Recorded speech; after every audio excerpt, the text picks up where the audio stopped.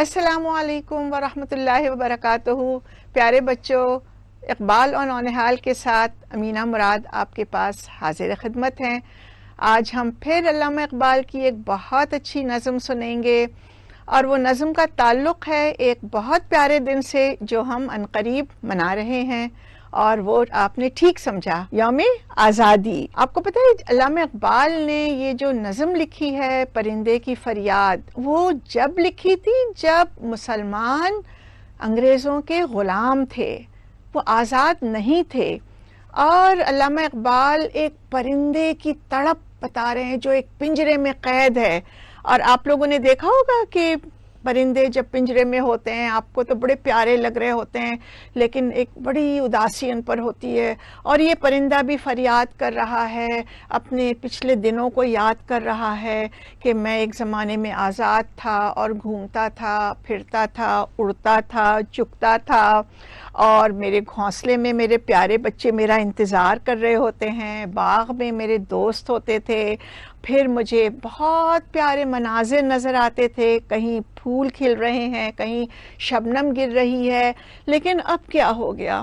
بس اب میں یہاں قید میں ہوں، میرے ساتھی جو ہیں وہ تو خوب مزے میں ہیں، اور میں یہاں روتا جا رہا ہوں، روتا جا رہا ہوں، اور میں فریاد کرتا ہوں کہ اے قید کرنے والے، مجھے آزاد کر دے، مجھے اس پنجرے سے نکال دے. تو یہ دراصل ایک قیدی کی داستان ہے. اور آپ کو پتہ ہے کہ اقبال چاہتے ہیں کہ ہم مسلمان بھی سوچیں کہ ہم کیوں غلام ہیں، اور جب غلام بنتے ہیں تو اس کے بڑے نقصان ہوتے ہیں. تو اقبال ایک پرندے کی سوچ کو ہم تک پہنچا رہے ہیں تاکہ مسلمان سوچیں اور وہ کچھ کریں کہ وہ اس غلامی سے نجات حاصل کریں. اب وہ نجات کیسے حاصل کریں اور کیوں کریں، یہ سوال میں ابھی آپ سے کروں گی. بس ایک چیز آپ یہ سوچیں کہ پرندہ جب شکایت کر رہا ہے اور قید ہے، تو کیا اب وہ کچھ اچھی سوچ لا سکتا ہے، کچھ پلاننگ کر سکتا ہے، کچھ ایکشن کے لیے کوئی اس کے اندر موٹیویشن ہے، کوئی اس کا دل چاہ رہا ہے، یا وہ ہر وقت بیچارہ سوچتا ہے کہ میرے ساتھ ایسا کیوں ہوا؟ تو اس کی خودی پر کوئی اثر ہو رہا ہے کہ نہیں؟ اور آزادی کے لیے وہ جو پلاننگ کر سکتا ہے، کیا اس کے ذہن میں کوئی پلاننگ ہے؟ تو بچوں، یہ کہانی دراصل پرندے کی صرف نہیں ہے، یہ ہماری بھی آزادی کی ہے. لیکن میں آپ سے ایک سوال کرتی ہوں کہ آپ کے ذہن میں کیا ہے کہ قید جو ہے وہ صرف کیا پنجرے میں بند ہونا یا کسی کا غلام ہونا ہے، یا قید کی اور آزادی کی کچھ اور شکلیں بھی ہیں؟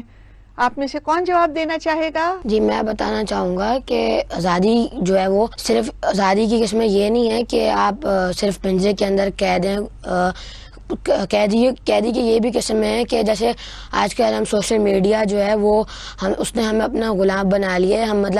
ہم ہر وقت ہمیں اس کی ضرورت پڑتی ہے، مطلب گیمز اور کمپیوٹر، ہمیں ہر وقت اسی کی ضرورت پڑتی ہے اپنا ٹائم اسپینڈ کرنے کے لیے. ہم جو ٹائم ہم اس میں لگاتے ہیں، ہم اس کے بجائے ہم کسی کریٹو کام میں، کوئی بک پڑھنے میں جس سے ہمارے نالج میں اضافہ ہو، وہ ہم کام کر سکتے ہیں جس میں ہم وہ کر رہے ہیں. زبردست. یعنی ہم ذہنی طور پر میڈیا کے غلام ہیں، اور صرف ذہنی نہیں بلکہ ہم جذباتی طور پر بھی غلام ہو جاتے ہیں، کیونکہ اگر امی ہم سے چھین لیں، ہمیں وہ نہ ملے، تو پھر ہمارا دل بھی نہیں لگتا ہے، ہمیں غصہ بھی آتا ہے، ہمارے اندر بہت ساری نیگیٹو چیزیں پیدا ہوتی ہیں. تو اقبال چاہتے ہیں کہ ہم آزاد رہیں تاکہ آزاد انسان دنیا میں بڑے بڑے کام مثبت طریقے سے اور پازیٹیو تھنکنگ کے ساتھ کر سکتا ہے. تو آج کی کہانی آپ کو کیسی لگی بچوں؟ اچھی لگی؟ اور مجھے امید ہے کہ انشاءاللہ ہم اس آزادی کی قدر کریں گے. اور علامہ اقبال نے جیسے کہا ہے کہ آزاد جو ہیں وہ بہت سارے دنیا میں کام کر سکتے ہیں جس کے لیے اللہ نے انہیں بھیجا ہے.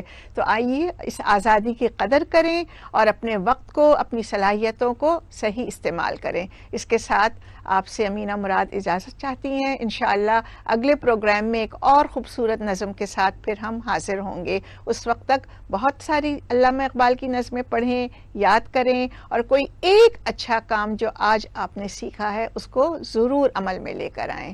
اللہ حافظ.